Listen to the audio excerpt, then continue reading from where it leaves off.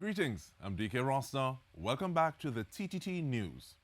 It is time to go in-depth on the Ministry of Education's current consultations. We do that with the Director of Educational Planning and Division at the Ministry of Education, Dr. Peter Smith.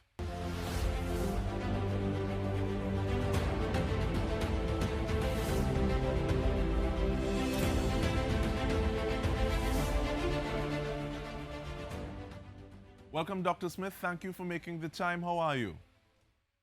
I am fine, thank you. And yourself? I'm all right, thank you. But why a national consultation at this time? Give us some history, some context that we can place it within. Thank you. You know, we use the word national consultation. And to simply put it, why do we want to talk to the people at this point in time? Well, we have to place that consultation within a much broader framework. It's not an end in itself, but it's a means to an end. And that end is essentially the Education Policy Paper 2022 to 2027. I think there are two major factors pushing the ministry in that direction. As you would know, currently we are operating under the 2017 to 2022 policy paper. And at this time, there is need for us to review and plan as we move forward.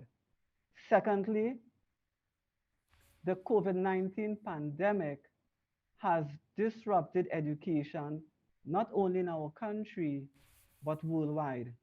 And so there is a need for the ministry to respond, not in an ad hoc manner, but through the development of well-crafted policies, which we hope to place in our education policy paper 2022 to 2027. But looking at the policies that you hope to put in this policy 2022 to 2027, Dr. Smith, what are some of the points that you will be looking at to say, did we achieve this? Did we achieve this? If we did, this has been a successful exercise. Well, one of the things we want to ensure is that persons and the wider public do have their say in terms of what goes into that policy document. And hence, the ministry's intention at this point in time to go out to the public. And this is a second phase of that initiative. As you know, the first phase was in 2020, at which point in time we would have gotten information from the public. We would have developed that concept note, which is available to the general public on the MOE's website. And now we are going back out again to further refine the document. And so what we hope at the end is that we have a document in which all stakeholders have an input so that it's an inclusive document as we go forward. This helps to ensure buy-in when we do come to the implementation phase of the policy document. And in trying to, in undertaking this process, Dr. Smith, is it a matter of saying, okay, well, we need to hear from this many people, this amount of people, or is it time-based? What are some of those factors that determine the line or the project length of something of this nature?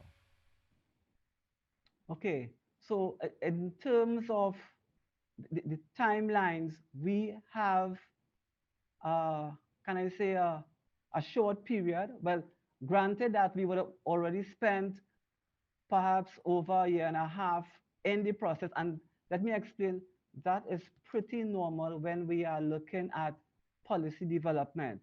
What we hope and what we are working towards is that by the end of the first quarter of this year, we will have that finalized document that we can make available to the people of Trinidad and Tobago. And it seems as though you started to answer the question I wanted to ask already, Dr. Smith. You're good like that. In terms of answer the person who says, they're meeting and they're meeting and they're consulting and they're consulting. I'm not sure if they're going to take us on anyhow. why should I even bother putting my ideas forward? You're saying going to the website, which is moe.gov.tt. Why should I make this contribution? How would you answer that I person? know, right. I know sometimes we can be skeptical. Let me just give you a little example, a small example. When we went out in 2020, um, we'd have garnered views from persons with regard to SEA, or the secondary entrance assessment, the Concordat, as well as the transition to secondary school. As the public would know, the Honorable Prime Minister would have established a committee to review SEA, the Concordat, and transition. And so already the ministry is listening. Already we are responding to the initial ideas and suggestions and recommendations that were made in 2020. And I can give you the assurance that as we move forward, we will be listening and implementing the ideas and recommendations from the public and its various stakeholders. All right. So, in moving forward, Dr. Smith, some of the things that we've seen: equity in quality education, curriculum reform, TVET revitalization. How do you decide? Okay, well, these are the themes that we are going to discuss. These are how we are going to set out the issues for consultation schematically. Right. So we would have, as I indicated before, we would have garnered the first set of ideas from the earlier consultation.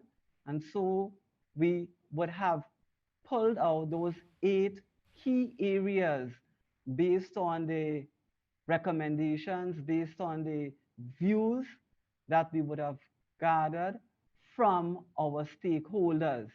And as you rightly mentioned, it's equity and quality education, it's education reform, TVET revitalization, human resource development, digital transformation, transition of learners, enabling student success.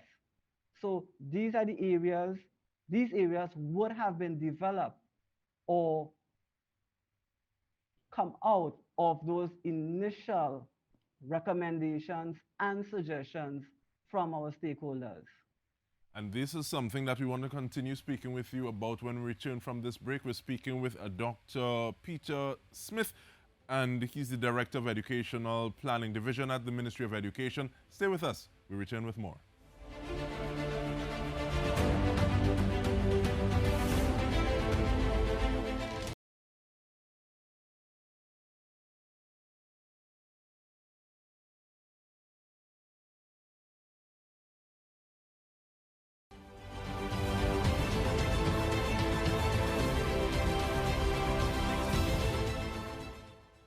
Welcome back. We are going in depth on the Ministry of Education's consultative process with the Director of Educational Planning Division, Dr. Peter Smith. And Dr. Smith, what are some of the points that have come to the fore thus far in the evenings that we've had? And I'll say special attention to equity in quality education and the curriculum reform. And this is from your point of view. Right. And so coming out of the first panel or the first live stream in terms of equity, a number of issues emerged. Fairness emerged as an issue. Quality and the importance of standards, given the diverse nature of our society. We heard about the importance of having quality as well as standards. And then the whole notion of inclusion, very important concept. And as Professor Delisle would have indicated, it's not just simply about dealing with students with special needs. Okay, so inclusion was there. And then we heard about the prestige schools, the stratification that exists within our education system, as well as the various boards of education and how they perhaps operate differently from boards in other countries. Of course, the pandemic was an issue, And I think what we are gathering from this is that the pandemic has blurred the lines in terms of who is a teacher or where does learning take place. And so there is a need for us now in our policy documents to make that change to accommodate what we currently have operating. Of course, it was mentioned that perhaps the pandemic could be seen as a black swan. In other words, it has forced us or forced us to look at the role of technology in the education system. And then towards the end of the first session, we got those softer skills coming out. We got a call for those skills that deal with people.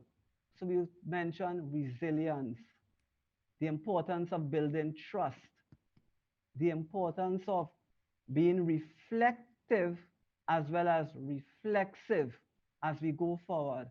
And again, the whole idea of creativity and perhaps not last, the importance of making those incremental changes as we go forward.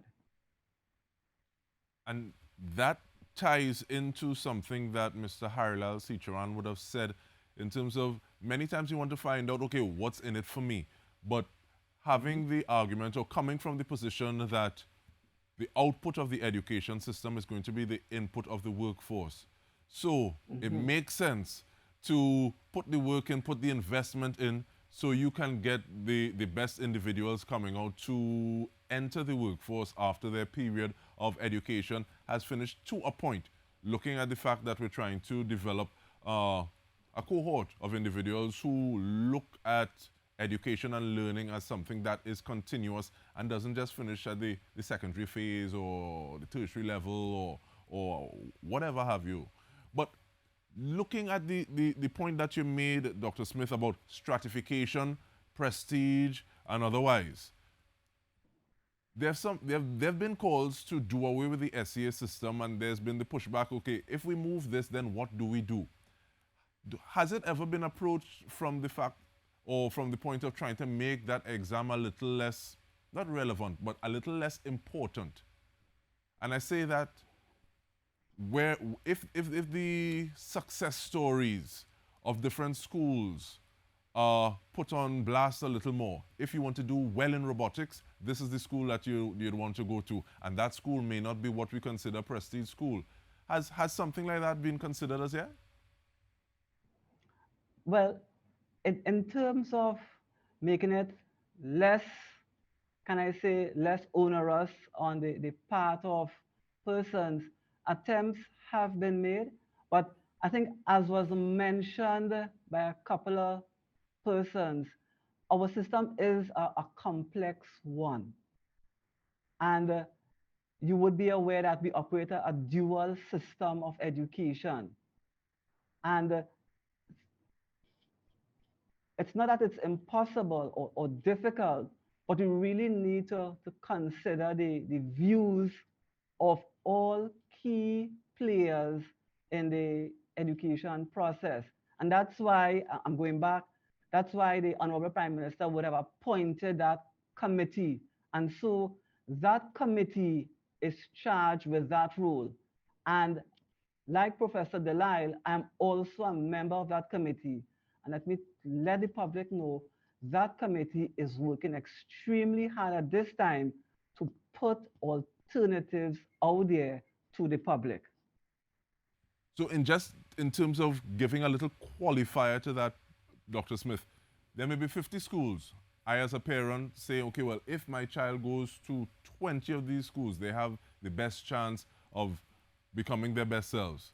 I'm going to be hard pressed. I'm going to be on them so that they can attend one of those 20 schools. If I know that what the child wants to do, there are opportunities and avenues in the other 30, then the SEA exam becomes a little less onerous, to use your word. But at the same time, though, in terms of the education or the information from this consultation, where do individuals access this information, see what is happening thus far, and see how they can lend their voice towards taking it forward? Okay, so we have the various live streams that, as you know, would run until February 9th. There is the MOE website, there's the Facebook page, and of course, there's the WhatsApp number whereby persons can send in their suggestions, their recommendations, or participate. And let me indicate the ministry is committed to making the findings available to the public, as we have already done with the concept note from the first phase of the consultation. And is it a matter of having, okay, well, we got the policy and we're building it out, so we do it in one area or one zone, and then we try to attempt it on a national level? Or is that something that is still being worked on? Well, it's an education policy paper, and one of the reasons why we are engaging persons in the consultative process is to get a sense of what they would like to see. And of course, if we have the 8 areas, there perhaps would be the need for us to prioritize, but we certainly do not want to exclude any areas because everything works together. There needs to be that synergy going forward. Some areas, some areas, we perhaps would need to run a pilot because it may be a totally new area to us. But the general approach is one whereby we ensure that as we implement, we do so in a very holistic manner, focusing on all 8 areas. All right, and in the last minute that we have, Dr. Smith, the role of the principals in terms of saying, okay, well, these 8 areas, this is the policy, these are the things that I'm going to use or put in front of the other in terms of the hierarchy. Where do they figure in? Well, principals are really key in terms of implementing the policies. Of course, we would need to translate those policies into strategies, into activities, and eventually roll out at the school level. And that's where the action really takes place. And of course, there will be the need for monitoring what actually takes place at the ground level. So And there will also be principals the are need for key. monitoring what's going on with the rest of the conversation or the rest of the consultation. So we want to thank you very much, Dr. Smith. Dr. Peter Smith, Director, Educational Planning Division, Ministry of Education, looking at the topic of the Ministry of Education consultations. On behalf of our entire news team, I'm Dike Rostant. Thank you for joining us.